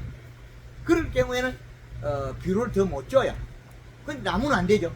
그럴 때는 기계가 가지고 있다면 이시값 재보고 연면 시비에 골드 그린이나 칼라 쓸 때 요소를 섞어쓰면 돼요. 그런데 이 측정기도 없으면서 잎에다가 연면 시비 요소를 살짝 하잖아요. 뒤에 되면 나빠져 버려요. 많이 먹어야 될 시점에 비료를 안 먹고 있잖아요. 지금 방금 이야기한 것처럼 봄에 준 거는 그때 다 클 때까지 됐는데 조금 되다가 그러면 그 밭이 양다리라는 거예요. 더 양다리는 질소를 더 먹어야 되는데 봄에 똑같이 주고 땡 해버리거든요. 그럼 어떻게 돼? 측정기로 꽂아서 했더라면 복숭아 그거 돈 많이 벌었겠죠. 그럼 우리가 8과 10과 12가 14가 어느 게 돈? 어느 게 돈? 요소도요. 예. 음지하고 양지하고 차이가 드는 거네요. 뒤로 주는 것도. 그렇죠. 4시에 상권들이 오는 거는 희원애가 가리도 먹고 소화를 시켜요. 질량다리 있잖아요. 하루 종일 햇볕 딱 보고 있는 거 있잖아요. 아침부터. 그거는 요소 많이 먹어야 돼요. 근데 이 두 가지가 또 다른데, 그럼 우리가 그 강사들이 강의하고 보통 보면 뭐랍니까? 내 딸 하면 잘 된다. 그 땅이 다르네. 땅이 또 타양이 토양이 점질토, 뭐 사양토, 식양토 이 뭐 이름은 개팍치는데 그거 다 치아프고. 우리가 제일 알아듣기 쉬운 게 뭡니까? 점질토, 중점질토, 중사질토, 왕사질토. 제일 알아듣기 쉽죠? 식양토, 뭐 양질토 사는 거 이거 뭐 복잡해 그것도. 그래서 이것도 바깥에 우리가 편리하게 말해. 점질토나 중점질토는 비료를 좀 적게 먹어도 돼요. 결합이 잘 돼. 그런데 중사질토나 왕사질토는 비료 많이 먹어야 돼요. 갖다 줘도 없어져 버려요. 근데 요 놈이 없어지는 비료를 붙들어 놓는 방법이 유기물, 로타리 쳐야 돼 잡히더라는 거예요. 그리고 또 비료를 갖다가 요소 주면 떼내려 가버려. 근데 코팅 비료 땅 밑에 갈아 이어나니까 어떻게 돼? 살금살금 녹아 나오더라는 거죠. 그래서 우리가 봄에 비료 한 번만 잘 전해도 농사가 대박을 칠 수 있다는 거예요. 왜 그러냐? 요소를 주면 바로 크는데 요소를 주지 말고 올 코팅 비료를 갖다가 바닥이 뽀아도록 흩지가 로타리 치나면 어떻게 되겠습니까? 복숭아 딸 때까지 이파리 새카말 수 있다는 거예요. 그럼 복숭아 농사 별게 있습니까? 이파리가 새카만 해가지고 이파리가 뱅단하면 복숭아 크고 단단하거든요. 그 다음에 연면 시비가 영양만 그런만 맞춰주면 돼요. 일로 못 가게 요로 가게. 요로 가는 놈 집어 당겨 요로 가게 하면 이쪽으로 이제 이해되죠? 그러면 올 코팅 비료는 인상가리 이것도 노가가 천천히 나오는데 그것보다 완효성 비료라 하는 거는 18%에서 22%까지 나와요. 단 한 번에 올해가 한 포로 뭐 사는 거 있잖아요. 그런 거 이상한 비료들 뭐 여러 가지 있어요. 그것들은 인상가리가 봄에 바로 나오고 먹게 만들어버려요. 근데 올 코팅 비료는 다 한 번에 코팅이 돼 있으니까 천천히 나오죠. 그럼 뭐가 제일 많이 도움이 되냐? 숫자가 제일 많은 요소가 32%니까 요소가 많이 도움이 되잖아요. 그럼 새카맣게 키울 수 있다. 그래서 척정기 있으면 좋고, 그럼 비료를 갖다가 우리 밭에 우리 그 사장님처럼 떨어지잖아요. 그 작아지거든요. 그럼 요거는 크고 요거는 딸 때 작아지잖아요. 그거는 비료를 관리가 안 됐다는 거예요. 그래서 그거는 밭에 봄에 그 로타리 한번 그 기계관자 딱 치보고 그 자리만 딱 한번 살 치고 난 다음에 거기다가 비료 뿌리가 로타리 쳐보면 되죠. 땅에 묻히게끔. 그래 놓으면 오래 간다. 얼마까지 줘도 되느냐? 100평에 세포까지 줘도 된다. 100평에 세포 주면 그 완전 올 코팅이 0.2 내지 0.3밖에 안 나오거든. 측정을 해봤으니까. 그러면 0.3이 녹아 나오면 먹고 없어지는 양이잖아요. 쌓이는 게 아니고. 그럼 그 놈에다가 추비를 살짝 주면 된다는 거죠. 그럼 재배 면적에 비례하거든요. 그럼 사과 같은 건 요만한 면적에 다 주는데, 그럼 요만한 면적이면 더 양이 적어야 되겠죠. 100평에 한 포만 줘도 이거 잘못 많아요. 그럼 100평에 한 포 주고 요소 조금 주고 로타리 지나보면 이게 작게 줘도 오래 가는 거죠. 그 토양에 결합이 안 되는 땅들, 중사질, 왕사질, 이것들은 비료 좀 없어요. 경북 봉화에서 100평당 21다시 복합비료 2포를 줬거든요. 사과나무에. 2달 뒤에 사과 눈 나올 때 되니까 제법 없어. 100평당 사과밭에다가 21다시 복합비료 2포를 줬는데 사과 눈 나오고 꽃필 때 되니까 측정기 꽂아보면 비료 나와야 되잖아. 왕사질이 되고 그 또랑가에 마사 있죠. 다 갖고 없어. 비료는 이것만큼 밑에 가서 조금 있어요. 노가가 자꾸 도망가버려. 이런 땅들은 로타리를 치갖고 땅 밑에 아니죠. 들어앉아 여기서 살살 녹아 나와야 돼. 예, 여기서 코팅 비료니까 살살 녹아 나거든. 예, 그렇게 비료 주는 것도 이제는 과거의 방식 우리 삽질 안 하니까 또 이제 바꿔야 되는 거예요. 근데 누가 우리한테 가르쳐 주는 사람이 없어요. 가르쳐 주는 사람이 없으니까, 알려주는 사람이 없으니까, 해마다, 분명히 뭐 영농교육을 많이 하는데, 집에 가서는 작년하고 다를 게 하나도 없거든. 어쩌다가 몇 년에 한 번씩 토양 분석에, 그거 분석해 봐고, 그 다음에 하는 건 아무것도 없어. 했다 하는 자랑만 하지. 나는 토양 분석 한번 했다. 자랑을 하지. 그걸 갖다가 처방전을 쓸 수는 하나도 없어. 쓰는 방법을 안 배웠거든. 근데 기술센터 방식을 하면 안 되거든. 안 된다는 걸 알아. 기술센터의 그 처방전 추천비를 한 거는 하면 안 된다는 걸 알거든요. 안 하거든. 그럼 우리는 정말 우리가 도움을 받아서 재배될 기술력은 어디서 가져와야 되느냐? 답답하면 목마른 사람 재미파죠. 그럼 본인들이 연구 개발해야 돼. 그러면 어느 한 사람이 좋은 사람이 잡히면 그 다리 잡고 늘어져야 돼. 다 뺏어올 때까지. 그 주면 뺏어올 수 있는데 안 주면 못 뺏어줘. 그것도. 잘 주고 좋은 거를 정보를 가져와서 활용해라. 이제 됐지? 예. 저기 한 가지 더 해야 되는데. 두 가지 한 가지 남았어요. 예, 맞습니다. 저기 이제 우리가 예, 강행으로는 기1기예보 전에 예, 소득을 원칙으로 많이 하거든요. 근데 이제 기5에 물론 이제 기후기 전에 한 기5에는 이제 후반 꽉 치고 있잖아요. 예. 근데 이제 그때 저기 오류가 더 좋다고 이제 지금 교수님은 얘기했으니까 예. 그때는 보호제를 치야 되나요? 보호제 찾는 이름은 없습니다. 농약에는. 왜 보호제가 있고 치료제가 있지? 농약 회사에 그 농약 그 설명서에 보호제 돼 있습니까? 이 침투제가 치료제고 보호제가 파이데는 이런 건 보호제잖아. 아닙니다. 살균제. 옛날에는 다이체는 한 겹에서 농사 잘 지었는데, 그럼 지금 농약이 더 나왔다고 해서 탄저병 안 하던가요?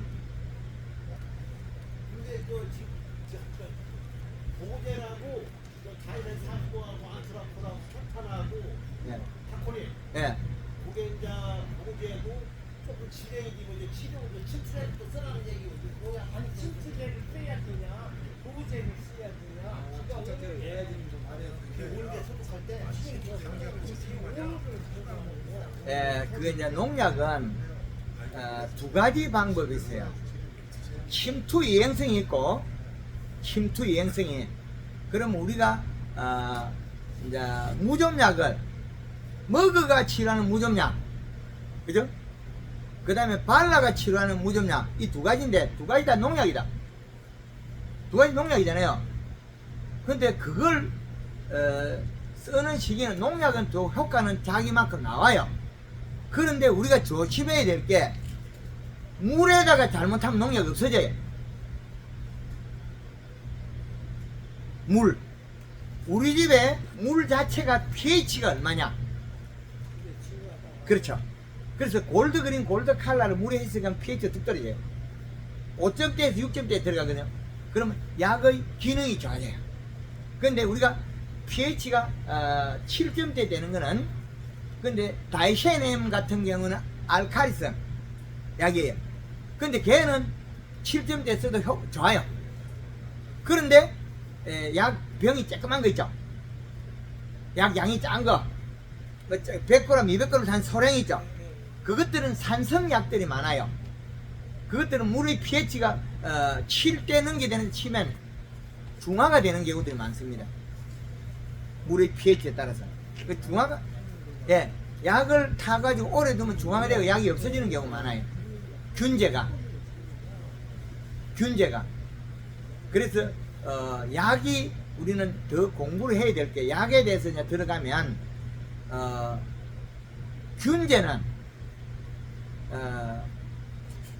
균제는 오래 그 침투를 한다고 해서 언제 잡을지도 몰라요. 그것도 사실은 침투 유행성으로.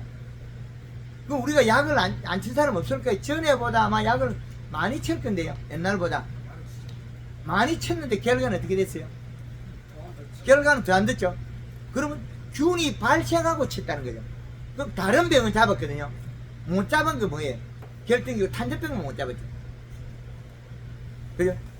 지금 못 잡은 병이 뭐 있어요? 탄저병 하나는 못 잡았죠. 예. 그는 약을 많이 쳐다보면 충은 잘 잡았어요. 흰가루병 잘 잡았어요. 뭐 다른 건 제피 이런 거딱 다 잡았는데 못 잡은 건 한 해밖에 없어요. 탄저병이야. 탄저병은 미리 온다는 거. 이제 더 과거보다 더 빨리 오거든. 더 빨리 쳐줘야 된다. 더 빠른 단계. 약은 그러면 지금 균이 침투하고 난 다음에 그러면 육질에 우리 과육에 들어가는 균은 못 잡는다는 결론이 나왔죠. 과육에. 그러면 과육에 들어갔을 때 아주 작을 때 외에는 못 잡아요. 그럼 우리는 약을 갖다가 비 오기 전에 친 약은 우리는 답이 없다는 거죠. 그럼 비 오기 전 단계에 그러면 봄에 평균 제가 그 데이터 내는 것들 보면 단감에서는 비가 3번을 오면 약을 치거나 비가 한 번에 5일을 오면 약을 치거나 이틀 오고 3일 오고 이래 왔을 때 약을 치면 맞더라는 거예요. 그래서 그런 우리가 프로그램 찾아 써야 돼요. 그리고 약은 해보면 균들은 한 번에 깊게 못 들어가요. 오늘 들어간 균이 계속 자라는 거예요. 뚫고 들어가고 있어요. 근데 작을 때 잡은 건 죽은 건 튀어나와요. 올라가게. 균이 잡았던 약은 과거에 보면 제가 약을 치가 잡았던 건 여기 우리 여기 손에 그 딱지 앉은 거 있죠. 요거처럼 죽었던 건 여기 올라가게 나와요. 딱지 않고 살아있는 건 여기 들어가 있어요. 떡볶이를 학교에 보면 그걸 잘 보셔야 돼요. 그래서 작을 때 안 잡은 거는 못 잡아요. 그럼 보호제니 보호살균제니 사는 거는 뭐 같은 말입니다. 그래서 옛날에 우리가 다이센 한 개만 해도 농사를 그렇게 잘 짓다. 그 이전에 뭐였냐? 석회 보로제밖에 없었어요. 그 전에 뭐 약도 별로 없었어요. 옛날에 우리 뭐 농사 지대 뭐 200리터 통에 석회 보로제 뭐 이래 만들어가 밖에서 만들어가 그게 제일 좋은 약이었고 그 다음에 나온 게 다이센임이었다. 그거 하나만 해도 농사 잘 지었다. 근데 과거보다는 지금이 온도가 올라가서 병이 최초 발생하는 단계가 빠르다는 거예요. 그래서 더 빠른 시기에 한다면 탄저를 잡을 수 있다. 그 탄저는 그 온도와 과일의 당도에 따라서 성장 속도 빨라요. 균이 들어있어도 지금 들어있는 균들이 단감에 들어있는 탄저는 안 커요. 봄에 5월달에 들어있는 것도 안 자라요. 맛이 없거든. 탄닌이 많아서 자라지 못하고 단감이 이제 가을에 크고 이만히 커지잖아요. 그러면 지가 과육이 당도가 올라가고 탄닌을 빼버려요. 자기가 균이 발생 못하는 거 빼버려요. 그러면 그때는 급격히 자라버려요. 그러면 우리가 복숭아도 과육이 맛없을 때는 그 탄닌이 많거든요. 그럼 균이 못 자라. 근데 과일이 익어가면 어떻게 탄닌을 빼버려요. 그럼 당도가 올라가면 균이 확산이 됩니다. 그 차이. 예. 물에 관해서 한번 물어볼게요. 예. 물을 이제 누구 말은 진로 받아 쓰라는 사람도 있고 지하수도 찬물로 하는 사람 좋다는 사람도 있고 예.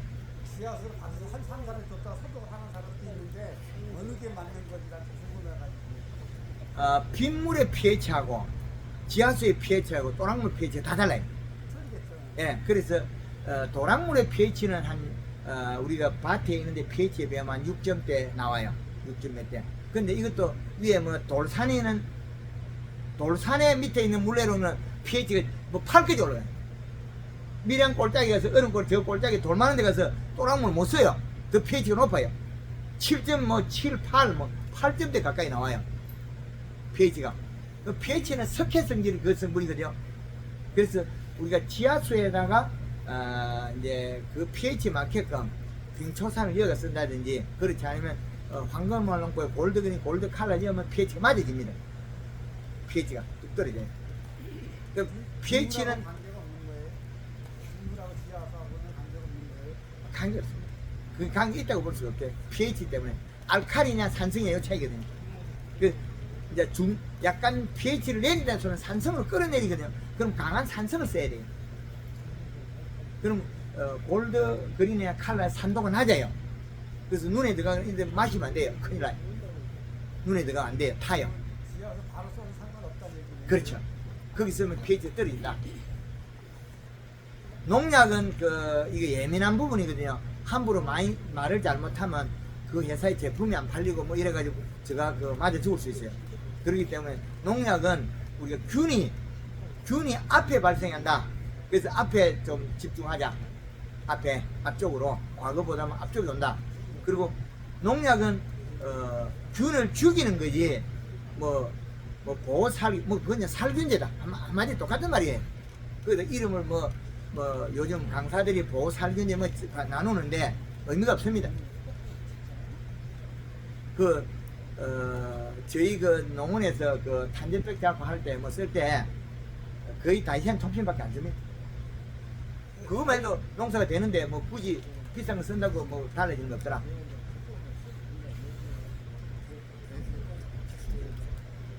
타이센하고 영양제하고 맞는 타이세네하고 지금 칼라나 골드나 같이 운동을 해서 괜찮습니다. 평정도 들어가면 아주 좋고. 그 정도는 괜찮더라고요. 이번. 예, 다이센 톱신 정도는 생겼다. 저는 이제 포도를 하는 중인데요. 그 봄에 포도가 품종이 뭡니까? 사인하고 거봉하고 사인하고 거봉이. 들어가는데 예. 이게 거봉 종류는 좀 수정 시기에 들어가는데 샤인은 보통 수정을 한 3번 동안 하려면 한 10일이 6개월 걸리잖아요. 수정 단계에. 네, 수정 단계 10일이 한 이제 소독을 하고 SH를 브라마신 치고 이제 다음 소독을 들어가려고 하면 한 20일 정도 걸리거든요. 예. 근데 그 안에 팔에 병이 와가지고 올해 진드물 때문에 고생을 했거든요. 진딧물에. 네. 예. 진드물이 그 농을 부르고 수정시키고 해도 그 소개가 안 들어가고 오히려 진드물이 물고 있으니까 끝머리가 막 뚫어진더라고요. 포도 송이가. 포도가 잎이 이 순이 네, 포도 송이가. 막 그 송이를 시켰는데. 예, 송이를 놔놨는데 네. 이 송이에 진드물이 붙었다고요. 네. 송이 진드물이 붙었다. 그거는 봄에 방제를 철저히 해주면 균을 충분히 잡을 수 있고. 그래서 한 20일 정도 이제 공간이 기간이 있으니까 약을- 그때 그 순간에 이제 이 진드물이 온 거거든요. 그 순간에 온 게 아니고 그 진드물은 거기 가서 정식하려고 하면 시간이 많아요. 20일 만에 이만 크진 않아요. 그럼 밑에 봄에 제대로 안 잡아서 그래요. 깨미가 있거나 그러면은 만약에 꽃이 폈을 때는 예. 이 살충제를 이렇게 됐으면 농약을 선택하지 말라고 들고들 그런 얘기가 들리고 대표님은 올해 그 80%에 폈을 때 영양제와 설탕을 한번 살포라고 어디서 예. 그저 바꿔주면서 예. 한번 살포했었어요. 근데 다른 피해는 없는데 그 진균물 피해가 있어가지고 보면 굉장히 많이 고생을 예, 그러면 그 진딧물 온 걸 잡으면 될 거고 그 순이 나가다가 잎이 오그러진 건 없던가요? 네. 잎이 오그러진 건 없어요. 그럼 이식값은 어떻게 맞춘 거는 데이터가 있습니까? 이식값은 거의 뭐한 제가 굉장히 방사진 입장이라서 보통 한 일주일 간격으로다가 이제 요구를 단축을 했거든요. 예, 예. 800평 보고 40kg씩. 그래서 예. 이 씨를 거의 비슷하게 맞춰 가고 있어요 지금. 예, 예. 그리고 이제 저기 수분도 매일 새벽이면은 한 30분에 1시간씩 공부를 하거든요. 이렇게 해서 한 3일 정도 돼서 측정기적으로 꽂아가지고 40분도 된다. 그러면 이제 꽂는 날은 한 2시간 이상, 2시간 이상 물을 더 주고. 지금 앙이 왕사지라 그래서는 왕사질 같은 게 아까 이야기한 대로 밭갈이 할 때 봄에 이를 좀 이어지는 게 좋다. 올코팅. 그리고 왕사질은 인상가리도 별로 없어요. 인상가리도 별로 없다고. 퇴비를 좀 주기 때문에 퇴비를 좀 들어오는데 왕사질 같은 경우에는 인상가리도 다 떠내려가 보고 없다는 결합이 잘 안 돼요. 거기 입단이 커서 거기 입단이 크면 인상가리도 많이 땅이 없어요. 그렇기 때문에 왕사질 경우에는 명품 300 30에 10에 8 그런 비로 줘야 돼요. 예. 그리고 올 코팅 비로 32%짜리 로타리 치가지고 좀 밑에 지어놔요.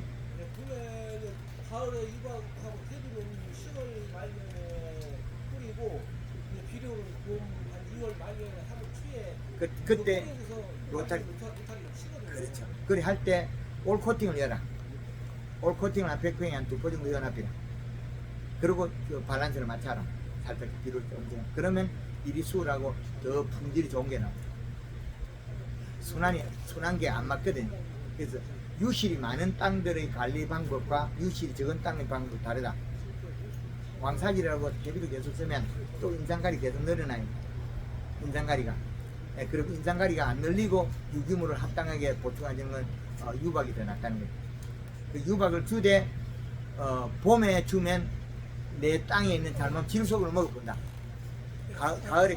가을에 뿌리 나고 물을 뿌리갖고 좀 거기서 위에서 포면서 한번 발효시켜도 내 땅에 있는 질소분을 좀 아껴야 돼. 어떤 걸 쓰면 내 땅에 있는 질소분이 빠져나가기도 하고 들어오기도 하고 그런 부분을 좀 많이 생각해 주셔야 됩니다. 지금 이 시를 맞춘다는 걸 잘하고 계신. 예. 거의 한 2.5에서 플러스 마이너스 2.8 간주를 해도 예. 조금 많이 떨어지는 데로 조금 높게 이시가 되는 것 같은데 네. 거의 한 2.5선 플러스 마이너스 1.5까지. 예, 그럼 좋습니다. 지금 그 척경기 없는 분은 지금 이 시값 이야기 아직 이야기 잘 안 가지야. 비료량 이 시값. 비료량 이야기하니까 이야기 잘 안 되죠. 그게 그거 못 줘요. 아무리 얘기하셔도 가평이 그거 못 줘요. 요게 이 시값, 이 시량, 전기 전도율, 비료량. 요게 없으면 밸런스가 안 맞아요. 알 수가 없다는 거죠. 근데 요게 아무리 맞아도 안 맞을 수가 있다. 그거는 왜 그러냐면 성분 때문에 그렇다. 예, 성분은 또 토양 분석표에 보면 된다. 근데 기술센터 토양 분석표는 보고 추천 비료는 될 수 있는 보지 마라.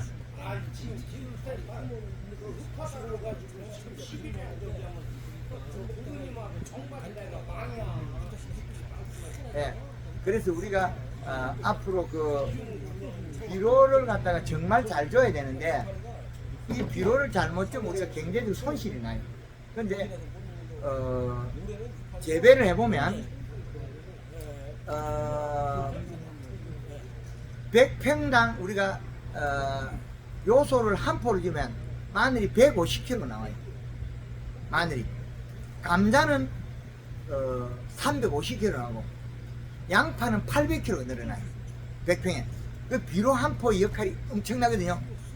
그래서 이 양을 갖다가 우리는 수치로서 계산해낸 거거든요. 근데 감자 같은 거는 100평당 비료를 한 6번 먹어야 되고 고추를 우리가 재배 100평 하는 것 같으면 한 7번 정도 먹어야 돼. 6, 7번. 그럼 고추가 힘없이 열어요. 그런데 이런 방법을 모르기 때문에 우리가 지금까지의 우리가 농업이 잘못됐다. 하여튼 대표님 말씀드리다가 예. 국민들이 모를 수가 많아요. 왜냐면은 해마다 세도시 농업기술센터에서 복수와 교육받으러 가면은 원룸적인 얘기 말이야. 10년 전이나 지금이나 뭐 바람 잘 통하고 햇빛 잘 통하고 뭐 소득할 때 주변에 양 붙이지 마죠. 그 이상은 혹시 야, 저 집도 주지 말고 그치. 얘기하고 나면 많이 양이 뭐 큰도 아니고 좋다고 나는 얘기를 하고 말고 배울 때나 무슨 배울게. 예, 그래서 그게 이제 저한테 불평불만 주시면 될 건 아니고, 예. 그거는 우리가 그 머슴을 교육을 더 시키든지, 그렇지 않으면 우리가 기술 개발하든지, 그렇게 살아야 되는 거예요. 뭐, 옆집에서, 일해 하는데 우리 따라 하진 안 하잖아요. 그런데 우리가, 변화를 가져가야 되는데, 뭐, 불평불만을 아무리 가져도 그건 내나 제자리예요. 기술이 늘어나고 정보가, 토양성 돌아가지고 갔어요. 뒷전타를 예, 갔는데 인산이 너무 많다. 예, 그 자리가 국도나무 심다 다 주고 예. 그랬더니 그러면 대차를 얘기를 해야 될 거 아니에요. 그 국도나무 심는 데 얼마나 되느냐 40년 됐다 그랬더니 12년이 정점이 12년이 예. 너무 오래 두면 병이 많이 걸리겠죠. 그러면 거기에 대해서 좀 대처를 해야 되는 거 아니에요? 캡슐 타서 많이. 그렇게 해가지고. 그 불평불만해도 풀리는 건 없습니다. 그 연구를 풀고 나가야지. 그래서 작물이 죽을 때는 균이냐 충이냐 과습이냐 보온이냐 이런 몇 가지 나눠야 되거든요. 그런데 이제 비로도 그 부분에 하나 차지하더라. 그래서 사과나무 같은 경우에는 어릴 때 심어놔면 이제 탭이 많이 엮고 이렇게 가수를 조성해놓으면 4년 5년까지는 잘 열어요. 6년 7년 되면 작아져요. 병을 많이 해요. 그래서 우리가 과실나무들이 이파리에다가 못으로 구멍을 하나 뻥 뚫어놓고 그 구멍이 작아지면 비료가 많은 거고 그 구멍이 늘어나면 비료가 적은 거예요. 구멍이 줄어들면 비료가 많은 거고 구멍이 늘어나면 비료가 적은 거예요. 나무에 구멍을 뚫었었죠. 이파리에 구멍을 한 5개 뚫어놓으면 아가 실실 말라 죽으면 비료 적은 거고 나무 이파리가 구멍을 한 5개 6개 뚫어놔도 아무 이상 크는 거 비료가 많은 거예요. 이파리에 구멍 뚫어놔보면 말이에요. 복숭아 이파리에다가 구멍을 한 5개 쭉 여러 개 뚫어놔요. 모서리가 붕붕붕 뚫어놔면 그 구멍이 줄어들면 작아지면 구멍이 작아지는 거와 구멍이 늘어나는 게 있어요. 구멍이 커지면 비료가 적은 거고 구멍이 줄어들면 비료가 막 적당하다. 예. 그리고 잎이 펴지면 살이 찐 거고 잎이 오미지면 살이 빠진 거고 이 오므리지면 살이 빠진 거고 잎이 펴지면 살이 찐 거고 이게 한여름에 아주 더울 때가 오므라들잖아요. 아니요. 봄에도 오므리들고 다 그래요. 예. 그래서 우리가 복숭아 소금 하러 가면 복숭아 이파리가 노릇노릇 떨어지잖아요. 그 배고파 떨어지는 거예요. 그 한꺼번에 보면 그게 요만하게 쬐끄만 이파리 있잖아요. 가을까지 붙어 있어야 된다. 그래야만이 과일이 좋은 거다. 저도 한 400평짜리에 품종이 이제 한 가지 심었는데 다른 데는 잎사귀가 똥을 말리나요? 예. 똥을 말려요. 예. 그래서 유튜브에는 요소를 보면 스무스 따라가지고 20단 말에 1kg, 1kg 500, 2kg까지 연결치를 해봤는데 그대로요. 밀려주세요. 이제 그 복숭아 잎이 오그로 됐다는 거는 지금 이제 내 몸이 많이 몸속에 없다는 거예요. 몸 전체. 그게 이제 오그로 됐다는 소리는 내 몸에 쓸 영양소 없는 거예요. 영양소 없는데 이제 그 상태에서 봉지를 쌌느냐 안 쌌느냐. 봉지를 쌌으면 설탕을 쓸 수가 있는데 봉지가 또 벌어진 거 있죠 벌써. 그럼 설탕을 또 못 써요. 봉지 오미 있으면 설탕이 어디 안 묻잖아요. 설탕이 이제 털에 배기 뿌면 누리끼리 향이 검은 뒷향이 얼룩이 생겨요. 예, 그래서 설탕을 못 쓰는 단계고 그러면 이제 영양 성분으로 봐야 되는데 이제 연면시배가 잎을 살을 찌워야만 뿌리가 먹거든요. 그럼 뿌리에다가 비료를 주는데 나무 수령은 한 7, 8년 10년 됐는데 비료는 뿌리 가까이 준단 말이에요. 그럼 비료를 못 먹어요. 나무 뿌리는 저 끝에 가서 먹는데 우리는 비료 가까이 준다는 거예요. 그 뿌리를 멀리 줘야 비료를. 복숭아 같은 경우에는 뿌리가 아주 빠른 속도로 굵게 멀리 가요. 다른 나무보다 멀리 나갑니다. 잘 나갑니다. 이게 나무 캐보면 쭉쭉쭉 나가요. 그래서 복숭아는 빨리 자라고 뿌리에 영양을 많이 축적하는 종이기 때문에 그럼 복숭아 같은 경우는 우리가 한 번씩 땅을 파가지고 뿌리가 어딘지 확인해야 되거든요.